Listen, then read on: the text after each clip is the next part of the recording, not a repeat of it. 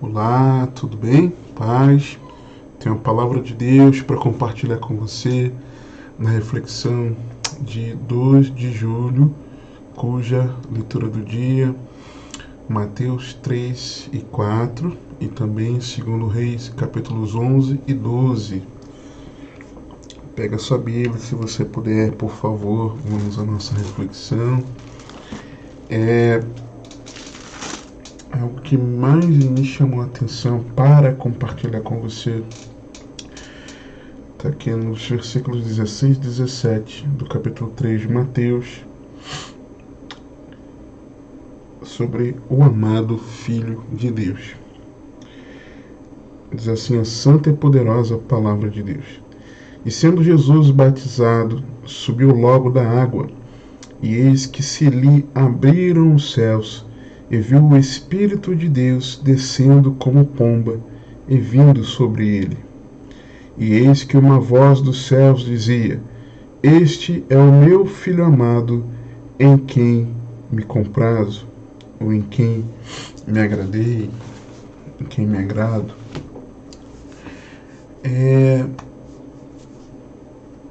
Nesses 2 versos aqui, de início, nós vimos que o Filho amado de Deus foi ungido pelo Pai.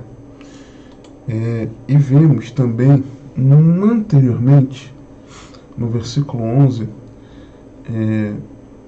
E eu, em verdade, vos batizo em água para o arrependimento, mas aquele que vem após mim é mais poderoso do que eu, cujas sandálias não sou digno de levar, ele vos batizará no Espírito Santo e fogo. Então, aquele que foi revestido do Espírito Santo, ungido com o Espírito Santo, é o que batiza no Espírito Santo. Entendo pessoalmente que batismo no Espírito Santo não se trata exclusivamente do selo do Espírito para a salvação, ok? Entendo também como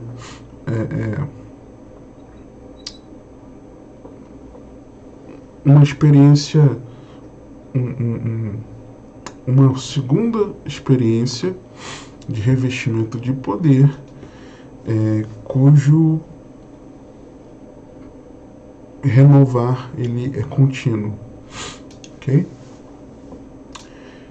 Mas nós vemos aqui que ele foi ungido pelo Pai, ou seja, recebeu a capacitação do Pai, o revestimento do Pai. Já falamos sobre a unção do Santo, a unção do Espírito Santo. Mas em outro texto em que é mencionado Jesus ser o Filho amado de Deus, nós vemos algo importante aqui. É que ele foi honrado pelo Pai e é ele que ilumina os corações. 2 Pedro 1, 16 a 19.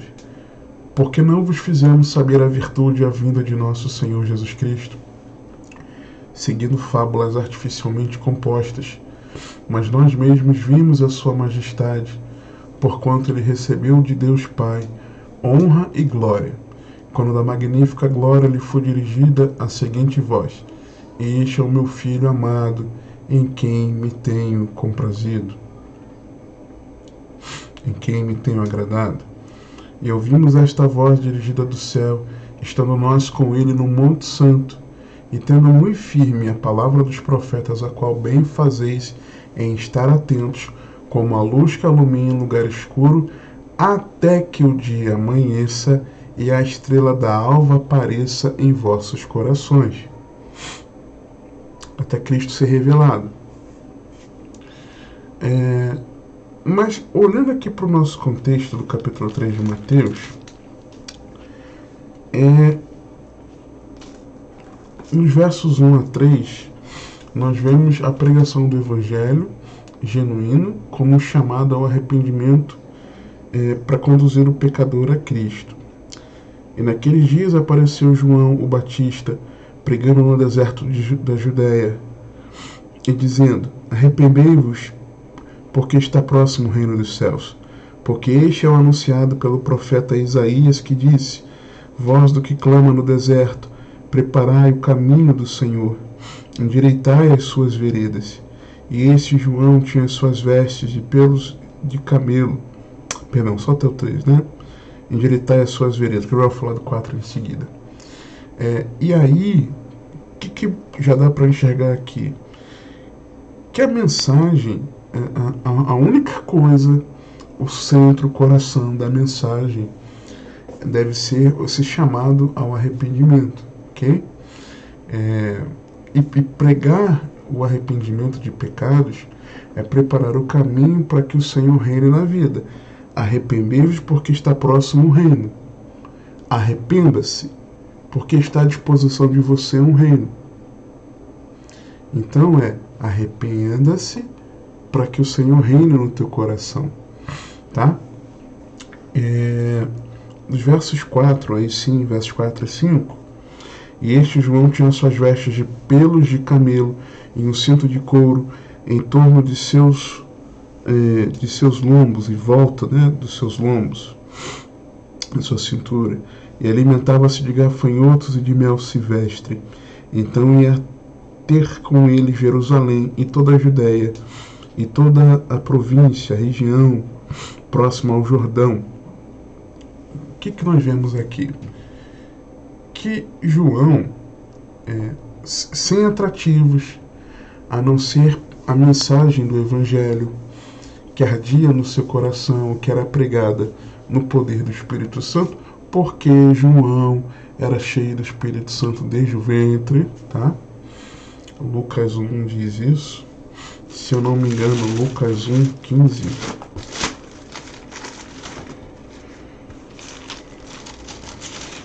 Vamos ver se a memória falhou ou não. Isso, Lucas 1, 15.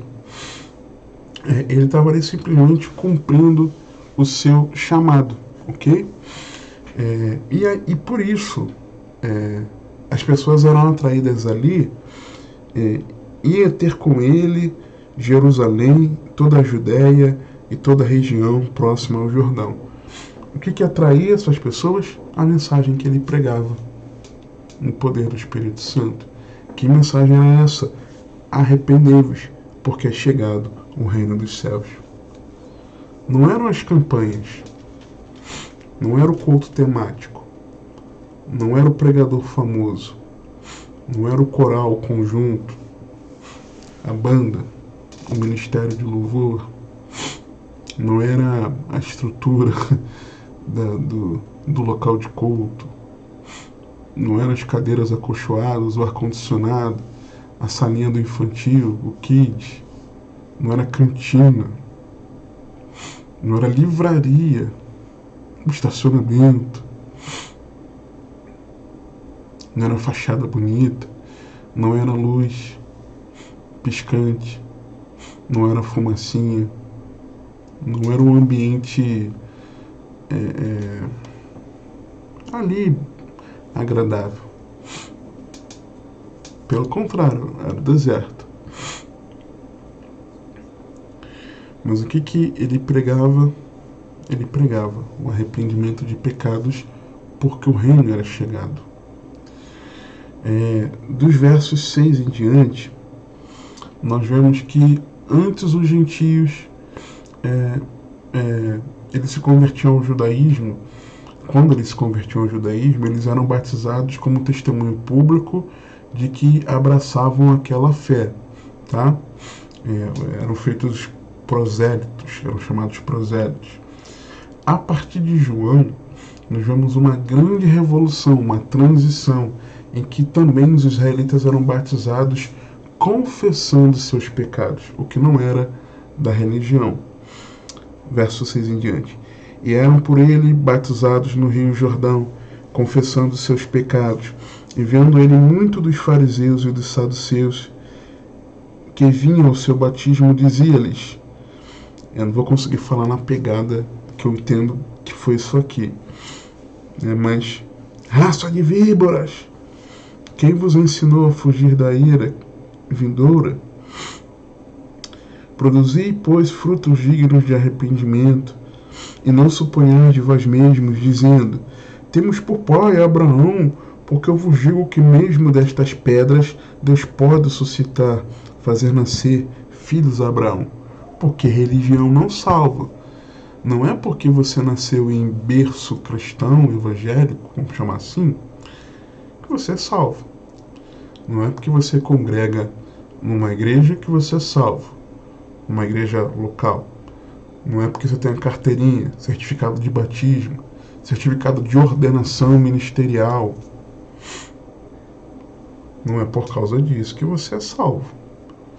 Não é porque você trabalha na obra de Deus que você é salvo.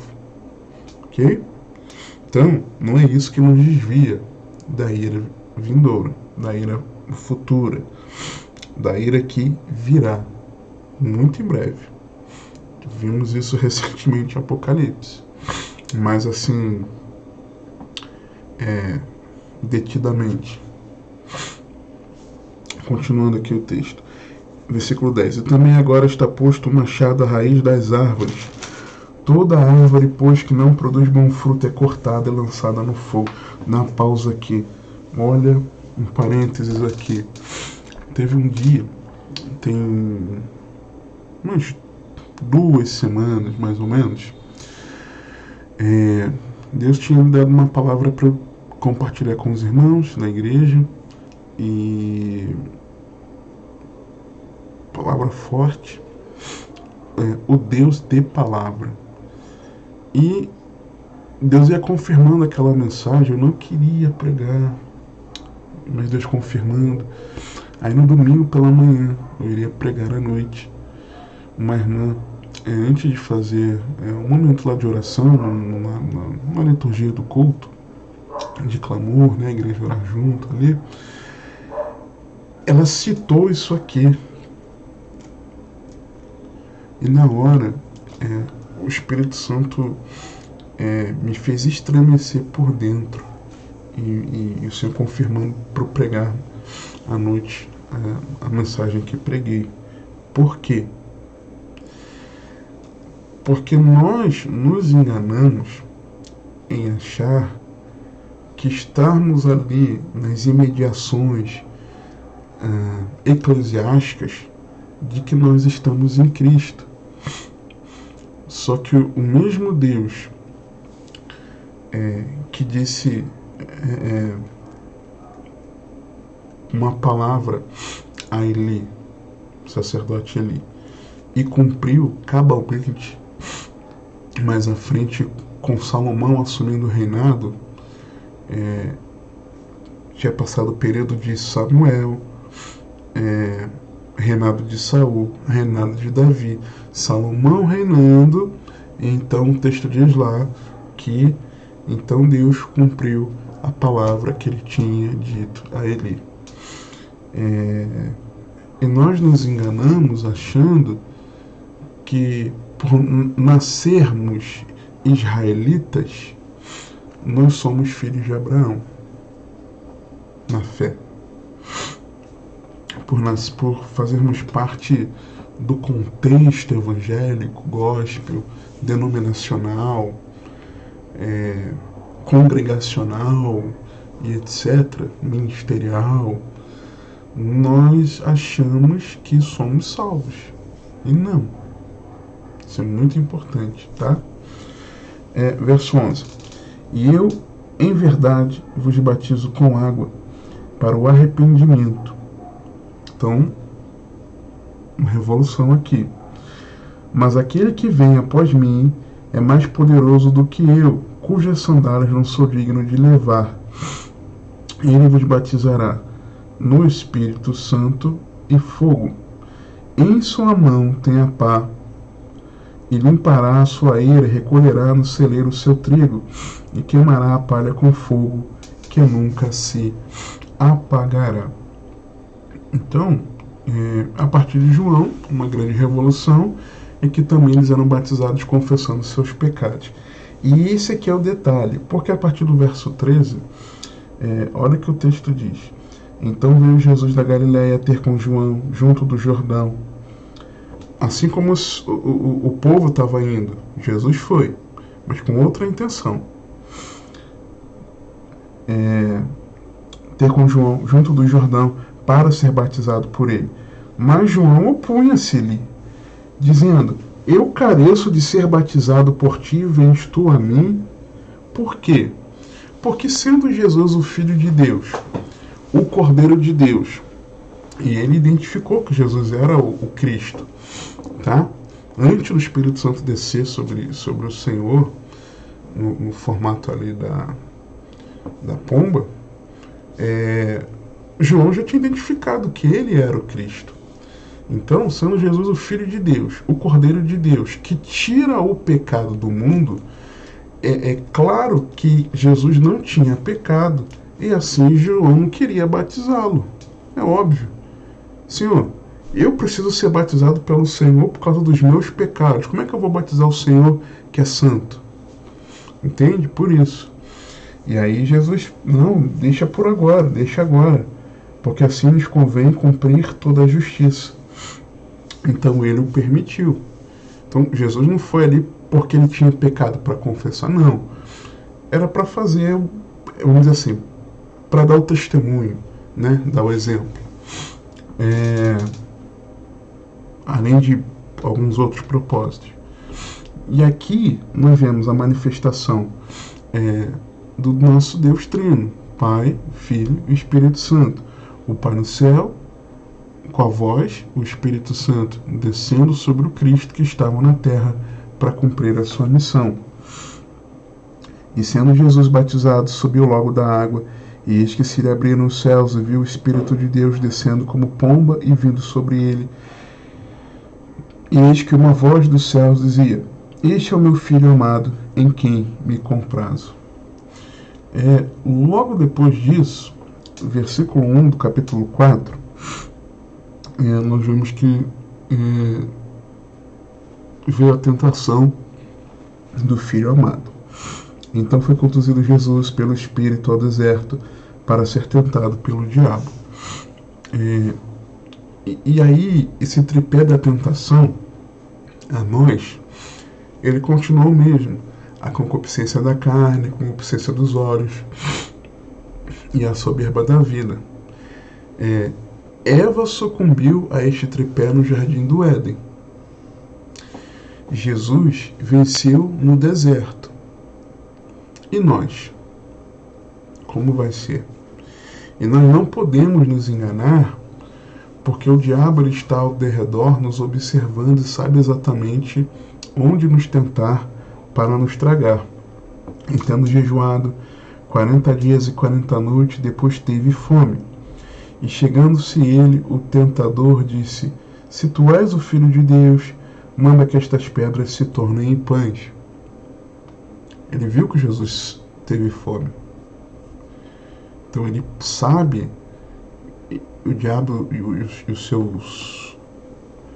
seus cooperadores, né, no seu império, eles estão atentos àquilo que nós fazemos, conhecem as nossas reações, as situações que estão nos cercando. Por que você acha que naquele momento que você está mais fragilizado, muitas vezes vem aquela tentação? Não é à toa. Precisamos ficar espertos. Nós não podemos nos enganar, porque o diabo ele sabe a Bíblia. Ele, porém, respondendo, disse: está escrito, nem só de pão viverá um homem, mas de toda palavra que sai da boca de Deus.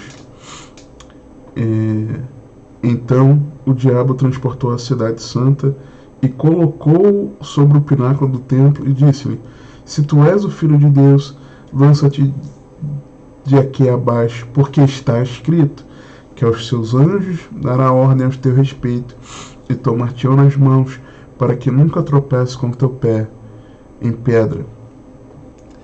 Então nós não podemos nos enganar. Ele vai usar a Bíblia se necessário. E também não podemos nos enganar, porque quem promete status, bem, riquezas, o bem dessa terra, o desfrute, não é Deus, tá? A promessa do Senhor para nós é outra. Verso 7. Disse-lhe Jesus também: está escrito, não tentarás o Senhor teu Deus. Novamente o transportou o diabo a um monte muito alto e mostrou-lhe todos os reinos do mundo e a glória deles, e disse-lhe: tudo isto te darei se prostrado me adorares. Então disse-lhe Jesus: vai-te, Satanás, porque está escrito: ao Senhor teu Deus adorarás e só a ele servirás. Então o diabo deixa, e eis que chegaram os anjos e o serviam. Então, quando sugestionar ou até mesmo querer nos dar ordem, lança-te daqui, transforma esse pão, não funciona, mesmo que tentando distorcer a palavra, muitas vezes a cartada final ela vem com uma proposta que enche os nossos olhos, daquele que tem esperança nessa vida terrena. Então, quando vem a proposta das coisas da terra, vai preferir aquilo que é eterno ou aquilo que é passageiro? Eis aí a resposta. É interessante que nós, muitas vezes, até ficamos atentos a nós não nos rendermos às necessidades. No caso ali, das pedras se transformarem em pães. Ficamos atentos a não nos rendermos às experiências. Lança-te aos seus anjos, dará ordens a teu respeito e tomar-te-ão pelas mãos. E aí nós ficamos firmes na palavra. Não vou sucumbir a isso não, porque isso aí não são as necessidades que vão falar mais alto, não são as experiências que vão falar mais alto, mas e nisso sabendo que não devemos, coisas que não devemos pedir ao Pai.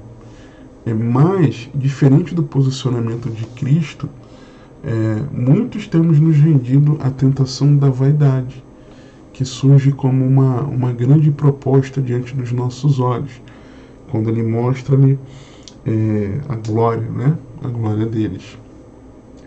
E o detalhe, quando o diabo tenta Jesus para que Jesus transformasse pedras em pães, se tu és o Filho de Deus, se tu és o Filho de Deus, se você é o Filho de Deus, teu Pai vai providenciar isso para você, vai te permitir isso. Mas depois, se tu és o Filho de Deus, lança-te, Ele vai dar ordem aos anjos. Puxa, fica tranquilo. Teu Pai vai cuidar da sua necessidade, da fome, e o teu Pai vai cuidar em te dar proteção, em te dar o livramento, o cuidado. Bom, vamos ver. Como Jesus não caiu na esparrela do maligno, quando ele vai tentar, com a soberba da vida, mostrando ali a glória dos reinos, ele não falou: olha, já que você é filho de Deus, então, não. Ele já entendeu. Jesus ali está muito firme, posicionado como um verdadeiro filho amado de Deus. Então, eu vou tentar pegá-lo de forma ousada e muito ousada. Eu vou tentar pegá-lo de outra forma. E assim, como consciente da sua identidade de Filho de Deus, Cristo venceu a tentação pela palavra, por aquilo que está escrito, por aquilo que está registrado. Você e eu também precisamos estar conscientes de que somos filhos de Deus e que fomos adotados pelo Pai por meio da fé em Cristo, sendo assim capacitados pelo Espírito Santo a vencermos as tentações pela palavra. Ok? Qual o meio? De que forma o Espírito Santo age em nossa vida? Nos ajudando a resistir à tentação, a abandonar o pecado, a Ele governar a nossa vida. por meio da palavra, tá? E aí é interessante nós fazermos essa associação de Jesus como filho amado do Pai e nós. Por exemplo, na véspera da sua morte, Jesus comenta desse amor do Pai, que o Pai tinha a ele, Jesus, mas desse amor em nós. Para quê? Para que Cristo esteja em nós. João 17, 24 a 26. Pai, aqueles que me deste, quero que onde eu estiver, também eles estejam comigo, para que vejam a minha glória que me deste, porque tu me amaste antes da fundação do mundo. Pai justo, o mundo não te conheceu, mas eu te conheci. E estes conheceram que tu me enviaste a mim, e eu lhes fiz conhecer o teu nome, e lhe farei conhecer mais, para que o amor com que me tens amado esteja neles, e eu neles esteja.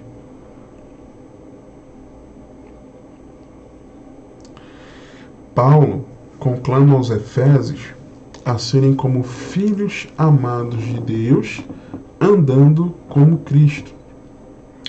Efésios 5, versos 1 e 2.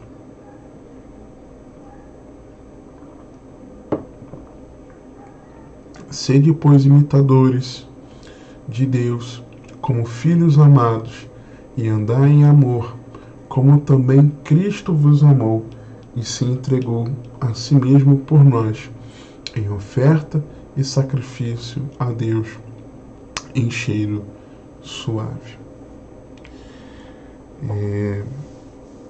Nesse sentido, como você ser filho amado de Deus?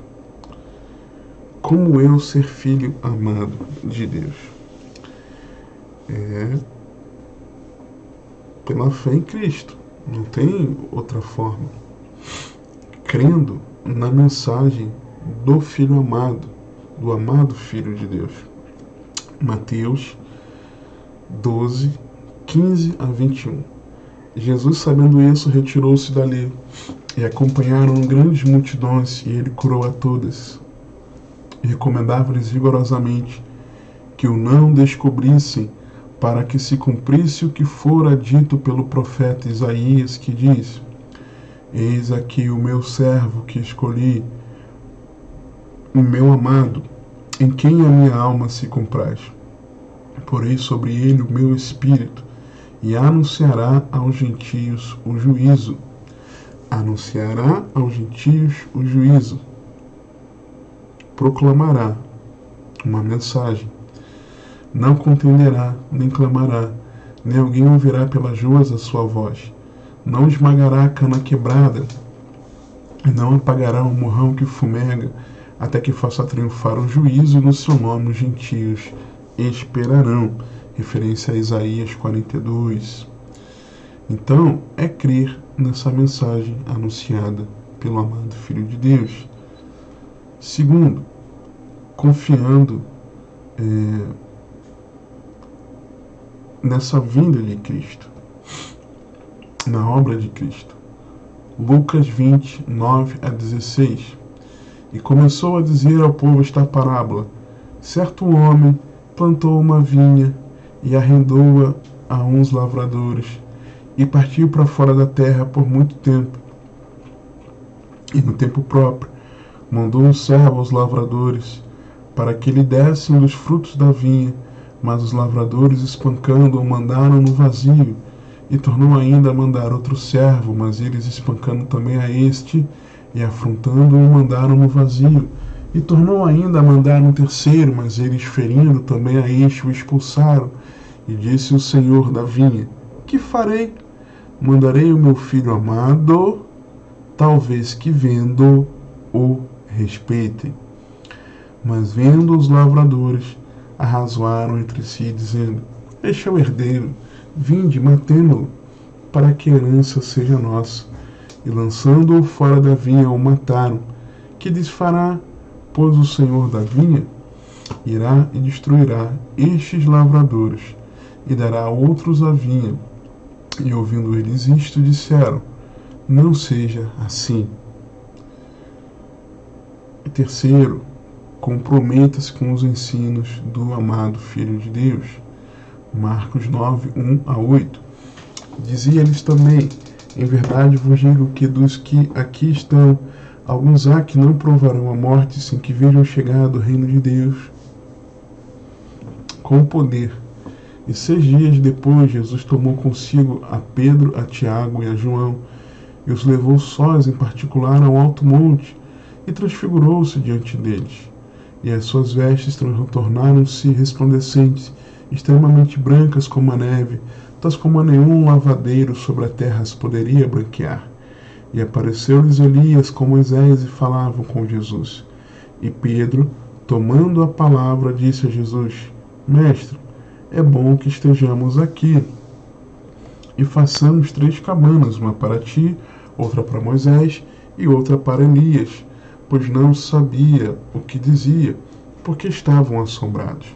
E desceu uma nuvem que os cobriu com a sua sombra, e saiu da nuvem uma voz que dizia: Este é o meu filho amado, a ele ouvi. E tendo olhado em redor, ninguém mais viram, senão só Jesus com ele. Nós precisamos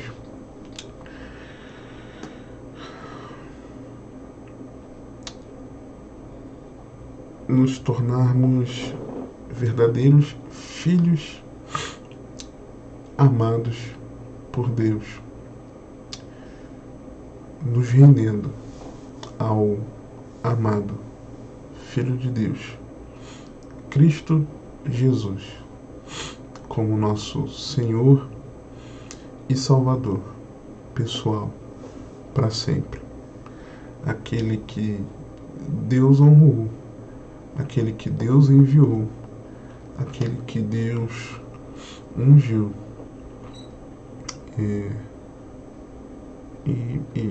e declarou como seu filho amado. Porque, do contrário, nós sucumbiremos às tentações do maligno.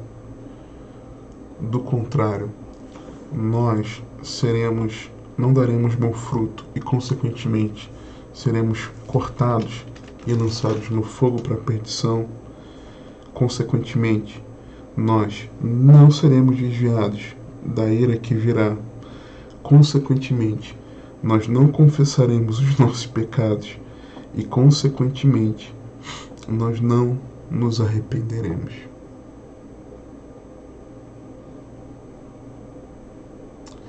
Que o Senhor te abençoe e te guarde, que Ele te conduza e governe a sua vida, porque você tem acesso.